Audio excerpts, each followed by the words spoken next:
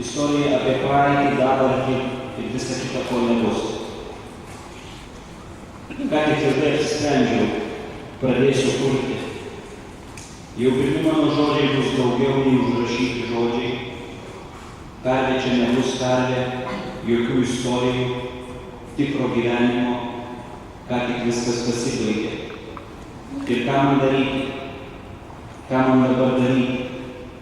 Sėdžiu ir ši tyla nieko gero nesako. Dabar aš noriu kurti. Į žemės išaugo sūnus, iškart prisirišo toje pačioje žemėje, iš sūnaus jo neišdygo tėvas, angelas skrenda dangum ir nieko nesako. Tada nebuvo jokio gyvenimo, tada gyvenau su karve, pririšu, ji nuėda tiek pasiekia, skylė žemėje, kai ištraukiu kuolą, kai perkeliu į kitą vietą, dar vienas skylė žemėje.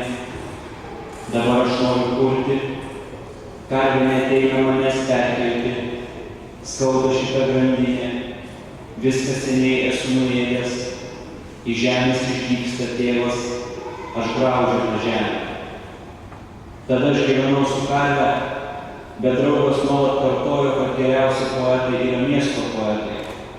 Todėl užtaisiau visas skyles ir mudu išėjome. Jos ragus atrišau grandinę, mums mojavo visokie žmonės, baigė mano karvę, bet mes ėjome nesidairydami, ėjome ir tai nėra jokia kūryba.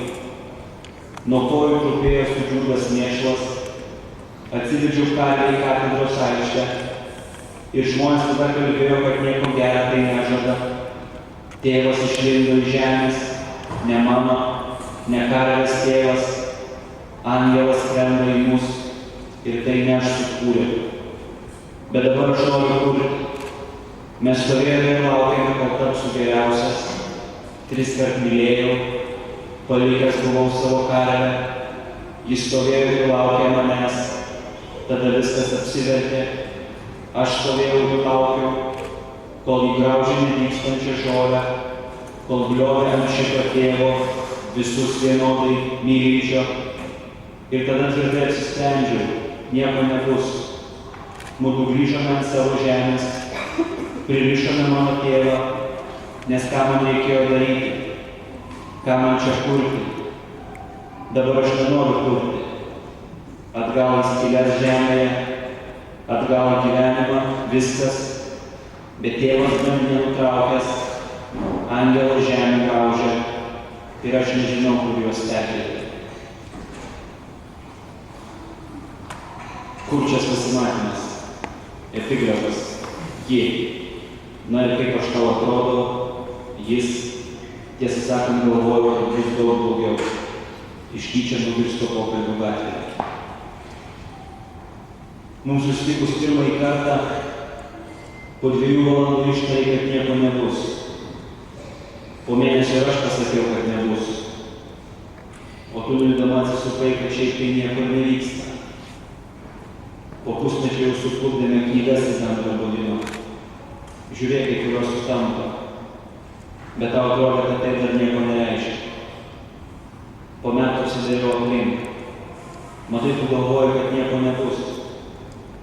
Ta naktį nieko nebuvo. Viskas prasidėjo po to.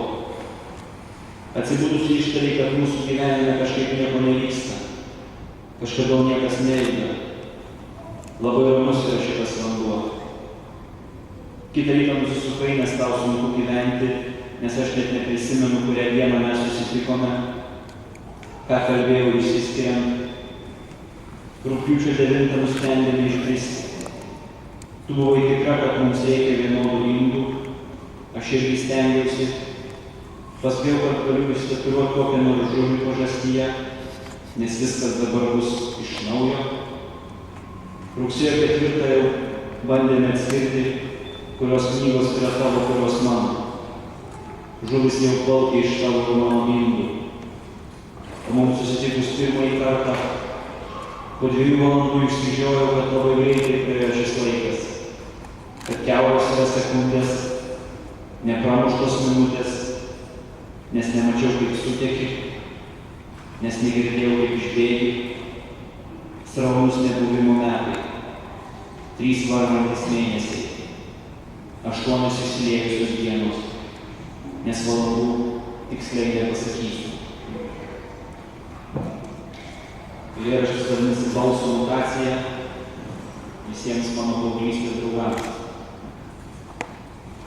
Nežinodama, kuris kaimas šį penktadienį atvažiuos į mūsų kaimą ir šiaip savo kaimą vadinome ne kaimu, o rajonu. Parduotuvė, kioskas, baras ferma, lentpjūvė, kultūros namai, mokykla, vaikų darželis. Buvusioje fermoje įrengtas kojinių ir pėdkelnių fabrikas, grybų ir metalo supirkimo punktai, 3 triaukščiai daugiabučiai.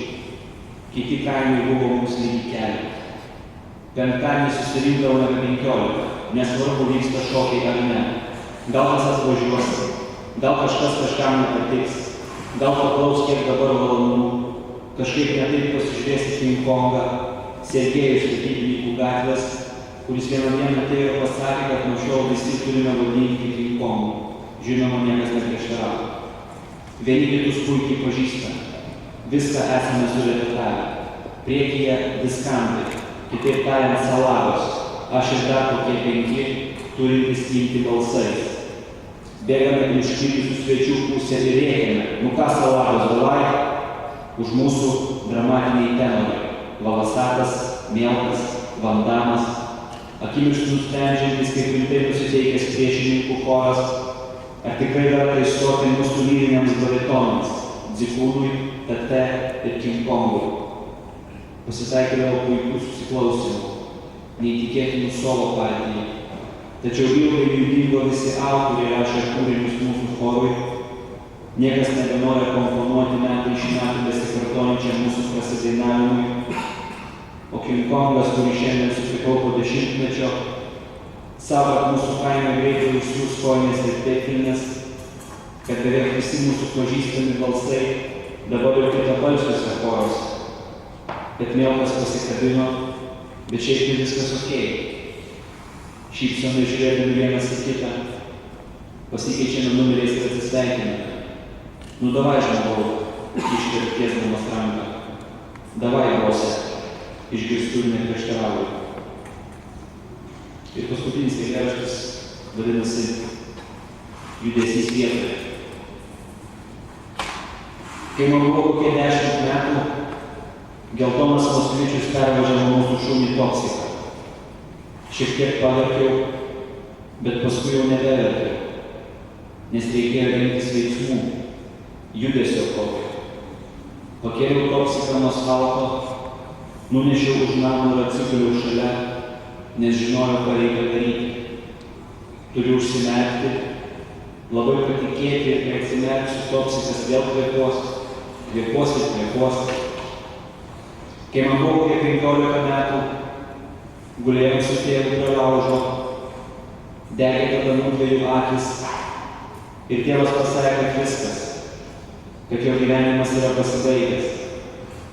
Tada užsimerkiau, tada atsimerkiau, bet tėvas tebežiūrėjo į laužą, tebedegė jo ir žarijų akys. Kai man buvo lygiai 20, gulėjau šalia tavo antkaklio ir nepajėgiau užsimerkti. Galvojau, kad viskas, kad gyvenimas pasibaigė. Pakėliau save ir nunešiau į laužą. Bet šiandien vis dar esu ir žinau, kad jeigu staiga atsimerksiu, niekas nebus pasikeitę. Nesujudės ir tada, jeigu atsimerksiu iš lėto, jeigu niekad daugiau neatsimerksiu. Todėl guliu užsimerkęs, klausaus, kaip kvėpuoji, o tada su viskuo susitaikęs užmiegu. Ačiū Jums.